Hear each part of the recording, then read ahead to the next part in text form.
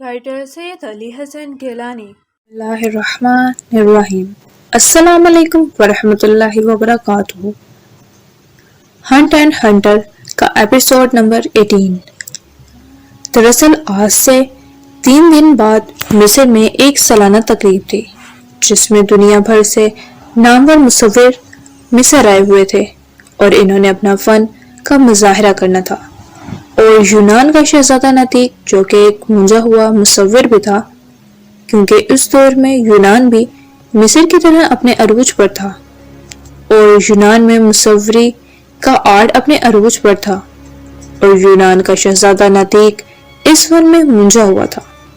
یونان کے بڑے بڑے مصور بھی اس کی عظمت کو مان چکے تھے کہ ان کا شہزادہ اس فن میں بھی ان سے نمبر لے چکا تھا۔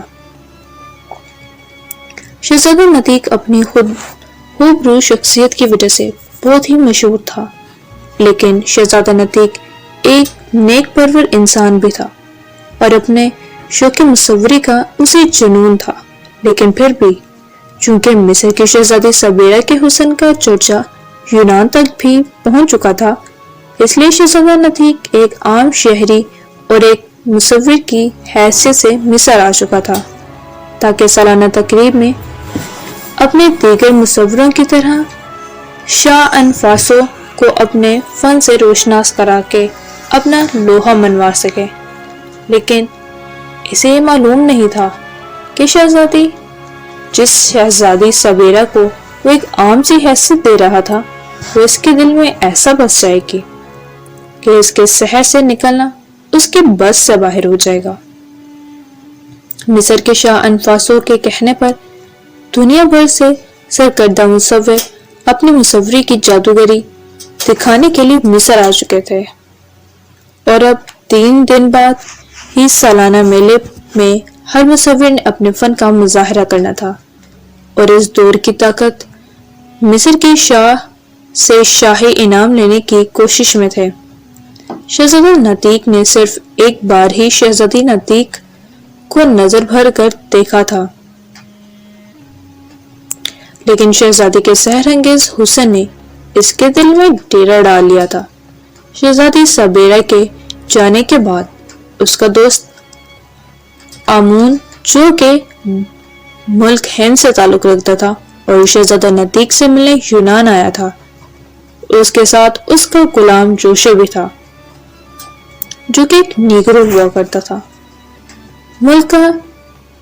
ملک ہند کا شہزادہ آمون اپنے یونانی دوست کے ساتھ مصر آیا تھا، اور اسے بھی مصر کی سالانہ تقریب دیکھنے کا شوق تھا، لیکن حیرت انگیز طور پر دونوں ملکوں کے شہزادے عام لوگوں کی حیثیت سے مصر آئے تھے۔ جیسے ہی شہزادی کی سواری واپس گئی، اسی وقت شہزادہ آمون بھی یونانی شہزادہ نطیق کے پاس پہنچ گیا۔ نطیق، کون تھے یہ لوگ؟ مجھے تو شاہی سواری لگتی تھی۔ شہزادہ آمون نے قریب آ کر اپنے دوست شہزادہ نطیق سے پوچھا۔ لگتی نہیں میرے دوست، یہ شاہی سواری ہی تھی، اور یہ بھی اتفاق ہی تھا کہ جیسے ہی مصر کے حسین چاند کا گھوڑا بدکا، مصر کا حسین چاند اچھل کر زمین پر گرنے کی بجائے میری باہوں میں آ گرا تھا۔ شہزادہ نطیق نے مسکراتے ہوئے کہا، کیا مطلب؟ کہیں مصر کی شہزادی سبیرہ سے تو تمہاری نظریں چاٹ نہیں ہو گئیں، جس کے سحر انگیز حسن کے چرچے عام ہیں؟ شہزادہ آمون نے چونک کر مسکراتے ہوئے پوچھا تو شہزادہ نطیق نے مسکراتے ہوئے اسباب میں سر ہلا دیا۔ آمون میرے دوست، تم نے پوچھا تھا کہ سالانہ تقریب میں صرف چند دن باقی رہ گئے تھے، اور میں نے کئی چیزوں کی مصوری کر کے اسے پھاڑ دیا تھا، کیونکہ مجھے سالانہ تقریب میں پیش کرنے کے لیے کوئی نایاب تصویر بنانے کو نہیں مل رہی تھی۔ لیکن اب سرزمین مصر دیکھے گا کہ اپنے ہاتھوں سے میں کینوس پر ایک ایسا نایاب شاہکار بناؤں گا جس سے ہر کوئی ششدر رہ جائے گا۔ نطیق نے مسکراتے ہوئے کہا، کیا مطلب؟ کہیں تم شہزادی سبیرہ کی تصویر بنانے کے چکروں میں تو نہیں ہو؟ शहजादा अमून ने चौंक कर पूछा, हाँ मेरे दोस्त, मैंने हुस्न की देवी शहजादी सबेरा का मासूम चेहरा अपनी आंखों में नक्श कर लिया है, और तुम जानते हो कि देवता ने मुझे ये फन दिया है कि मैं एक बार जिसे अपने आंखों में नक्श कर लेता हूँ,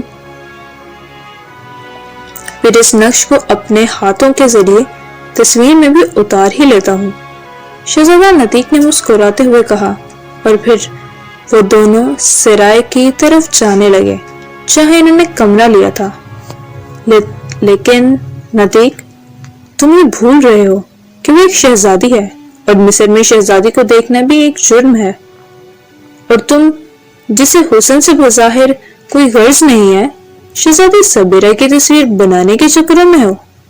हालांकि मिस्र में ये असूल है कि मिस्र के अवाम और दीगर मुल्कों के आम लोग शहजादी को नहीं देख सकते। कहीं तुम मुश्किल में ना फंस जाओ, क्योंकि हम यहाँ शहजादी की हैसियत से नहीं बल्कि आम लोगों की हैसियत से मेले में शिरकत करने आए हैं। शहजादा अमून ने चौंक कर कहा, आली कदर शहजादे अमून, मैं आपका आली कदर दोस्त नतीक कोई आम इंसान नहीं, बल्कि आप दोनों शहजादे हैं। अगर ऐसी कोई बात है तो मैं आप अपनी असली हालत जाहिर कर सकते हैं। शहजादा अमून के साफाम गुलाम जोशो ने पहली बार अदब से बोलते हुए कहा, तो शहजादा अमून और शहजादा नतीक के चेहरों पर मुस्कुराहट रेंग गई। शहजादा नतीक ने अपने जादू भरे हाथों से अपनी आंखों में शहजादी सबेरा का अक्स कैनवस पर उतारना शुरू कर दिया। इसकी मुसव्वरी में एक कमाल था। सालाना तकरीब के दिन उसने शहजादी सबेरा की ऐसी दिलकश तस्वीर बनाई कि शहजादा अमून भी हैरत से शहजादी सबेरा के बेमिसल हुस्न और अपने दोस्त शहजादा नतीक के फन की दाद देने लगा। चूंकि आज सालाना तकरीब थी, इसलिए शहजादे नतीक, जिसने अपने फन से सिर्फ एक नजर शहजादी को देखने के बावजूद उसकी बाकमाल तस्वीर बना डाली थी और उस पर पर्दा डाल दिया था, सालाना तकरीब में तमाम मुसाफिर अपने अपने फन का मुजाहरा दिखाने के लिए सालाना तकरीब में शामिल थे, और मिस्र के साथ दीगर मुल्कों के मुसव्विर भी काफी तादाद में मौजूद थे। खासकर यूनानी मुसव्वरों को खसूसी तवज्जो दी जा रही थी, क्योंकि बहरहाल इस दौर में मिस्र की तरह यूनानी मुसव्वरी का भी पूरी दुनिया में एक नाम था, और हर साल कभी मिस्री मुसव्विर या फिर कभी यूनानी मुसव्विर अपने यादगार फन से जीतते थे। काहिने आजम ज़बून और शाह अनफासो एक साथ घूम फिर कर तमाम मुल्की और मेहमान मुसव्वरों के फन मुसव्वरी को देख रहे थे। ऐसे तकरीबात में शहजादी सबेरा भी अपने बाप के साथ हुआ करती थी, लेकिन इसके हसीन चेहरे पर एक मुहीन पर्दा हुआ करता था। नौजवान, तुमने अपने फन मुसव्वरी को पर्दे के पीछे क्यों छुपा रखा है? यकलख्त काहिने आजम ज़बून ने एक फिरौनियत से शहजादे नतीक के करीब आकर पूछा। वो इन दोनों पुरकशिश नौजवानों को गौर से देखने लगा, जो शक्ल से ही शाही खानदान के सपूत लगते थे। शहजादी सबेरा ने चौंक कर यूनानी मुसव्विर को देखा तो इसका दिल धड़कने लगा, क्योंकि 3 दिन पहले जब शहजादी नतीक ने इसे नीचे गिरने से पहले ही अपनी मजबूत बाहों में थामकर इसे जख्मी होने से बचा लिया था। शहजादी सबेरा के दिल में इस यूनानी मुसव्विर का पुरकशिश चेहरा नक्श कर गया था, लेकिन शहजादी को अफसोस था कि ये यूनानी मुसव्विर एक आम इंसान है, क्योंकि इस दौर में मिस्र में शर्त थी कि शहजादी की शादी या तो किसी मुल्क के शहजादे से हो सकती है जो किसी तरह शाह मिस्र का दिल जीते, या फिर मिस्र के सबसे बड़े काहिन से हो सकती है।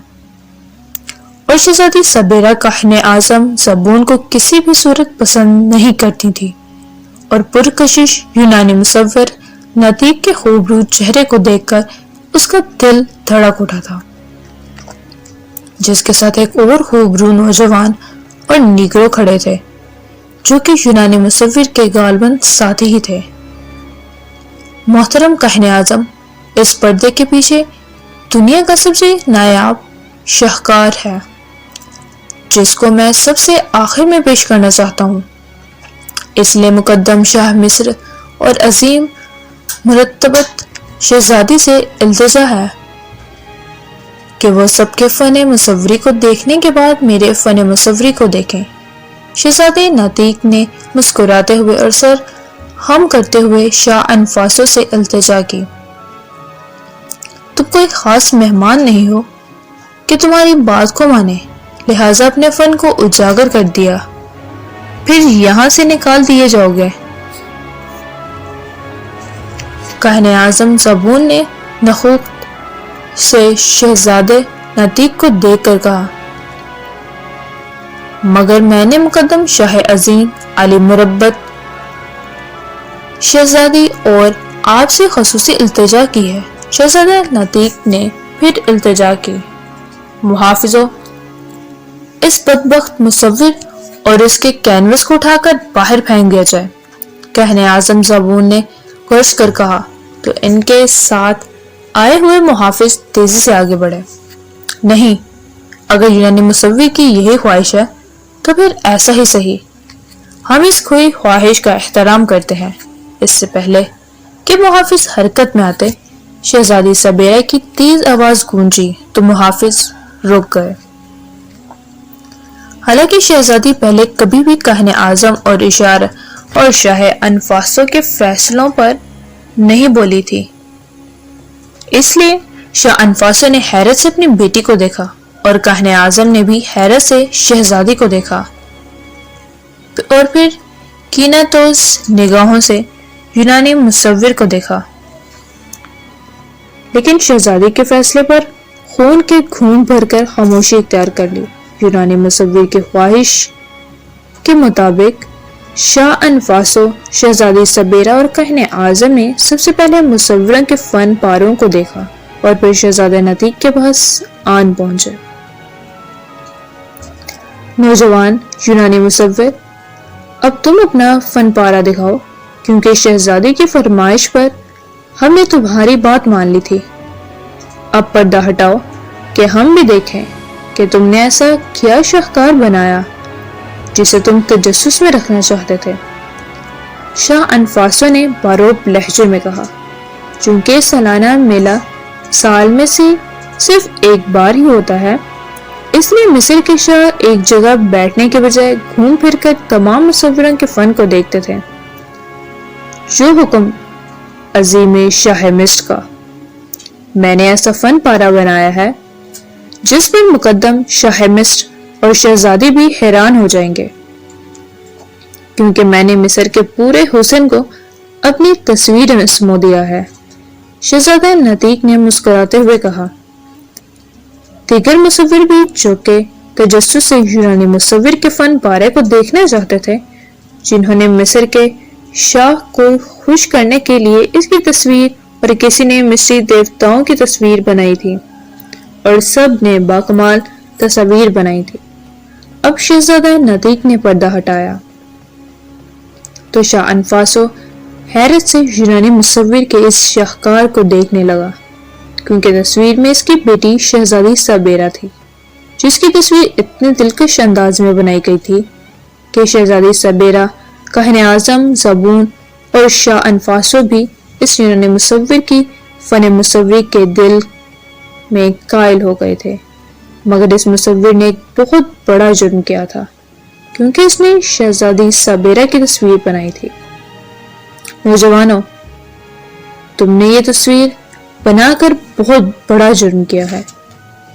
تم نے کہا میری بیٹی کی تصویر دیکھی تھی، ہم نے اس کی تصویر کبھی کسی مصور سے نہیں بنوائی، اور عام لوگوں کو شہزادی کی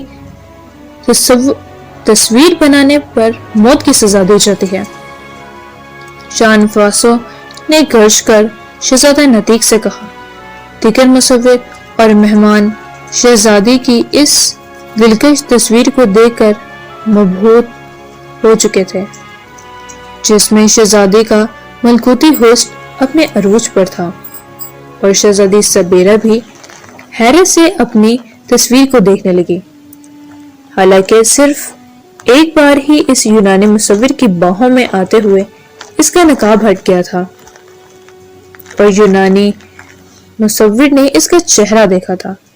کیا یہ مصور واقعی اتنا مصور تھا، ماہر مصور تھا، جو ایک نظر دیکھنے سے ہی چہرے کی بھرپور عکاسی کر سکتا ہے؟ لیکن شہزادی اپنی تصویر دیکھ کر حیرت میں تھی، اور اسے اس یونانی مصور کی بھیانک موت پر افسوس بھی ہو رہا تھا، جو اپنے فن مصوری میں یکتا ہونے کے باوجود ایک جرم کر چکا تھا۔ عالی قدر شاہ مصر اگر دنیا کا سب سے انمول شاہکار بنانے کو جرم کہا جاتا ہے تو مجھے آپ کی سزا قبول ہے۔ شہزادہ نطیق نے گھبراتے ہونے کے بجائے یقین مصمم سے مسکراتے ہوئے کہا، بدبخت انسان، تم نے شہزادی کی بے حرمتی کی ہے، اور اب ہنس رہے ہو۔ تمہارا انجام صرف موت ہے۔ یک لخت کاہن اعظم نے اپنی نیام سے تلوار نکال کر شہزادہ نطیق پر وار کیا، لیکن آن واحد میں شہزادہ امون کے غلام جوشو نے بھی اپنی تلوار نکال کر کاہن اعظم کا وار روک دیا۔ کاہن اعظم، جب تک ہم مقدس شاہ انفاسو کو اپنے بارے میں نہیں بتا سکتے، آپ ایسا نہیں کر سکتے۔ جوشو نے ادب سے کاہن اعظم کا وار روک کر کہا، محترم شاہ انفاسو، میں ملک ہند کا شہزادہ امون ہوں، اور یہ میرے عظیم فنکار اور شاہکار مصور دوست بھی کوئی عام ہستی نہیں ہے، بلکہ یونان کے شہزادے نطیق ہیں، جو اپنے فن مصوری میں یکتا ہیں، اور ان کے شاہکار کو تو آپ دیکھ ہی چکے ہیں۔ اس بار شہزادہ امون نے ادب سے کہا تو کاہن اعظم زبون اور شاہ انفاسو حیرت سے شہزادہ امون اور شہزادہ نطیق کو دیکھنے لگے۔ ہاں عظیم شاہ، یہ شہزادہ نطیق ہی ہیں۔ یک لخت ایک ادھیڑ عمر یونانی مصور نے چونک کر اور غور سے شہزادہ نطیق کی طرف دیکھ کر تصدیق کی، اور شہزادہ نطیق کے سامنے سر خم کر دیا تو شاہ انفاسو حیرت اور خوشی سے اس نوجوان مصور کو دیکھنے لگا، جس نے صرف ایک ہی نظر میں اس کی بیٹی کو دیکھنے کے بعد شہزادی سبیرہ کی انتہائی خوبصورت تصویر بنا ڈالی تھی۔ شہزادی سبیرہ پہلے ہی اپنے والد شاہ انفاسو کو بتا چکی تھی کہ ایک نوجوان یونانی مصور نے اس کی جان بچائی تھی، اور اس نے ایک نظر دیکھنے کی گستاخی ضرور کی تھی، لیکن اس میں اس کا قصور نہیں تھا، کیونکہ گرتے ہوئے اس کا نقاب اس کے چہرے سے اتر گیا ہوا تھا، اور شاہ انفاسو حیران تھا کہ اگر یہ وہی مصور ہے تو کمال ہے، جس نے صرف ایک نظر شکل دیکھنے سے ہی اس کی بیٹی کی بہت شاندار تصویر بنا ڈالی تھی۔ اور شہزادی سبیرہ یہ سن کر خوشی سے جھوم اٹھی تھی کہ اسے بچانے والا اور اس کے دل میں بس جانے والا پروقار شخصیت کا یونانی مصور کوئی عام انسان نہیں، بلکہ ایک شہزادہ ہے۔ کچھ دیر بعد ہی ملک ہند جیسے دور دراز ملک اور یونان سے آئے ہوئے دیگر مصوروں اور مہمانوں نے تصدیق کر دی کہ ان کے شہزادے عام لوگوں کے روپ میں یہاں موجود ہیں۔ کاہن اعظم زبون قہر آلود نگاہوں سے شہزادہ امون اور اس کے غلام جوشو اور خاص کر شہزادہ نطیق کو دیکھ رہا تھا، کیونکہ اسے معلوم ہو چکا تھا کہ مصر کا حسن اب اس کے دست سے باہر ہو جائے گا، لیکن کیونکہ اس نے شاہ انفاسو کی آنکھوں میں شہزادہ نطیق کے لیے پسندیدگی کے تاثرات دیکھ لیے تھے۔ شہزادہ نطیق، آپ واقعی کمال کے مصور ہیں۔ ہم نے آپ کے فن مصوری کے بارے میں سن رکھا تھا، اور اب صرف ایک ہی نظر شہزادی سبیرہ کو دیکھنے پر اس کی شاہکار تصویر بنا کر آپ نے ہمارا دل ہی جیت لیا ہے۔ ہم فن مصوری کے دل دادا ہیں اور ایک شہزادے نے ہمارا دل جیتا ہے، تو آپ ہماری بیٹی کا ہاتھ ہم سے مانگ سکتے ہیں۔ شاہ انفاسو نے خوش ہو کر کہا تو شہزادی سبیرہ کا حسین چہرہ خوشی سے چمک اٹھا۔ شاہ انفاسو نے شہزادہ نطیق کو کہہ دیا کہ وہ اپنی بیٹی کا ہاتھ اس کے ہاتھ میں دینے کے لیے تیار ہے، اور شادی کے جشن کا اعلان بھی کر دیا، اور یونان سے بھی اعلیٰ حکام کو بلوا لیا گیا۔ شہزادی سبیرہ نے اپنے خاص محل کو جو دریا نیل کے کنارے تھا اسے خوب آراستہ کروایا، اور محل کے آنے والے راستے پر مختلف پھول لگوائے، اور سنگ سیاہ اور سنگ سفید کے پتھر سڑک کے دونوں اطراف میں لگوائے، اور پھر اس نے دریائے نیل کے کنارے آراستہ محل میں شہزادہ نطیق کو بلوایا۔ اور جب شہزادہ نطیق اس کے محل میں پہنچا تو اس محل کی آرائش دیکھ کر بہت خوش ہوا، اور سب سے بڑی خوشی یہ کہ مصر کے حسین چاند نے اسے یاد کیا تھا۔ شہزادی سبیرہ نے اپنی خاص سہیلیوں کے سامنے شہزادہ نطیق سے شرماتے ہوئے الفت کا اظہار کر دیا، تو شہزادہ نطیق اس بے پایہ خوشی سے ہواؤں میں اڑنے لگا، کیونکہ مصر کی سب سے حسین شہزادی نے عظیم مصور اور خوبرو شہزادے سے چاہت کا اظہار کیا تھا۔ مگر دوسری طرف کاہن اعظم زبون اس وقت اپنے معبد میں بیٹھا ہوا تھا تاکہ اپنے کالے علم سے شہزادہ نطیق اور شہزادی سبیرہ کی شادی کو روک سکے، کیونکہ شاہ کے حکم پر اب شہزادی سبیرہ اسے نہیں مل سکتی تھی۔ کاہن اعظم زبون نے اپنے کالے علم کی بدولت شادی سے چند دن پہلے محل کے خفیہ راستوں سے گزر کر اپنے چیلوں کے ذریعے شہزادہ نطیق اور شہزادی سبیرہ کو اغوا کر لیا، اور انہیں شیطان کو بھیٹ دینے اور بھیانک موت دینے سے دوچار کرنے کے لیے ایک خوفناک کالا عمل پڑھنے لگا۔ لیکن اسی دوران شہزادہ امون اور اس کا غلام جوشو اس کے معبد میں پہنچ گئے اور بھیٹ سے پہلے ہی انہیں چھڑوا لیا۔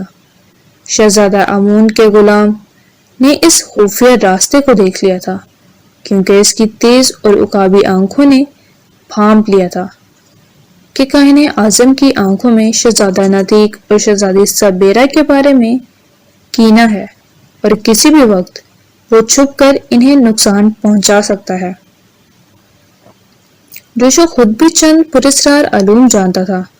وہ آقا شہزادہ امون کی اجازت سے مگر خاموشی سے اور خفیہ طریقے سے شہزادہ نطیق کی رکھوالی کر رہا تھا۔ پھر جیسے ہی اسے محل کے خفیہ راستے کا علم ہوا جسے صرف کاہن اعظم جانتا تھا، وہاں سے خاموشی سے پہلے شہزادی سبیرہ اور پھر شہزادہ نطیق کو نکال کر شاہی محل میں لے گیا تھا۔ شہزادہ امون اور جوشو کو حتمی طور پر یہ معلوم نہیں ہو سکا تھا کہ شہزادہ نطیق اور شہزادی سبیرہ کو شیطان کی بھینٹ کون چڑھانا چاہتا تھا، کیونکہ کاہن اعظم چہرے پر نقاب چڑھائے انہیں شیطان کی بھینٹ دیکھ کر اپنا انتقام پورا کرنا چاہتا تھا۔ اسی دوران شادی سے ایک دن قبل شہزادہ امون کو اطلاع ملی کہ اس کے ملک ہند میں اس کا چھوٹا بھائی انتقال کر چکا ہے، اور اس شاہ ہند نے اسے فوری بلوایا ہے۔ یہ اطلاع سن کر شادی سے پہلے ہی شہزادہ امون اپنے غلام جوشو اور دیگر مسافروں اور محافظوں کے ہمراہ مصر سے اپنے ملک چل پڑا، اور اب کاہن اعظم زبون کے لیے تمام رکاوٹیں دور ہو چکی تھیں۔ اسی رات کو ہی اس نے کالے مندر کا سب سے خوفناک عمل کیا اور اپنے خاص طریقے سے پھر شہزادے نتیق اور شہزادی سبیرا کو اغوا کر لیا۔ اس دوران کئی محافظوں کو بھی موت کے گھاٹ اتار دیا گیا، جو شہزادہ نتیق اور شہزادی سبیرا کی حفاظت پر مامور تھے۔ اس سے پہلے کہ شاہ مصر انفاسو کو اس کی اطلاع ملتی، کاہن اعظم نے شہزادہ نتیق اور شہزادی سبیرا کو شیطان کی بھینٹ چڑھا کر ان کے سر قلم کروا دیے تھے اور ان کی لاشوں کو سحر کی خوفناک سفلی آگ میں جلا دیا، کیونکہ شہزادی سبیرا اسے نظر انداز کر کے ایک غیر مصری شہزادے کو اگلے روز اپنانے والی تھی۔ اس نے سحر کی آگ میں ایک ایسا عمل پھونکا کہ جس کی بنیاد پر یہ روحیں ہزاروں برس تک بھٹکتی اور مسلسل تڑپتی رہتی۔ آج کے لیے بس اتنا ہی۔ مزید جاننے کے لیے ہمارے ساتھ جڑے رہے۔ Thanks for watching. Like, share and subscribe my channel. اللہ حامی و ناصر۔